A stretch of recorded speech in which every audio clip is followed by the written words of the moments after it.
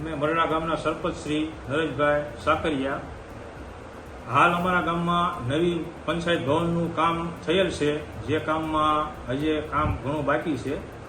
દિવાલ, ગ્રાઉન્ડ, વોલનું અને ઘણું કામ બાકી છે. તોય પણ આ લોકો અમને વિશ્વાસમાં લીધા વગર આ પંચાયતનું લોકપૂર્ણ કાલે 9 વાગ્યાનો કાર્યક્રમ રાખેલો છે અને અમારી પંચાયત બોડી કોઈ હાજર રહેવાની નથી. અમને વિશ્વાસમાં લીધા વગર આ લોકો કરે છે, તો જે કામ અધૂરું છે છતાં પોતાની તાનાશાહી વાપરે છે.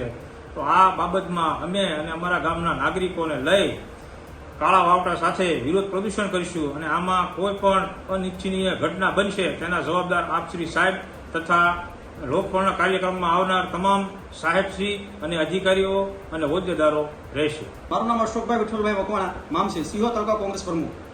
તાજેતરમાં જે મરડા ગામની અંદર પંચાયત ઘર જે પૂર્ણ થઈ ગયું છે એવું તંત્ર અને ચૂંટાયેલા લોકના પ્રતિનિધિઓ કે ધારાસભ્યો અને એનું સંગઠન ભાજપનું એ કહી રહ્યા છે. પરંતુ સરપંચનું કહેવું એવું છે કે આ હજી કામ અધૂરું છે.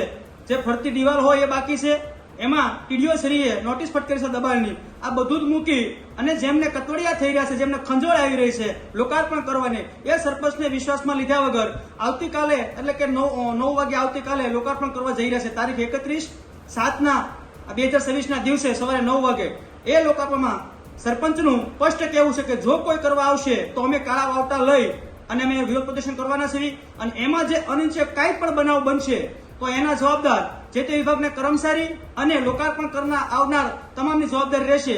અને સરપંચની સાથે ખંભેથી ખંભો મેળવી અને અમે સૌ આગેવાનો રહેવાના છે. વંદે માતરમ, ભારત માતા કી જય, જય જય ગીર ગુજરાત.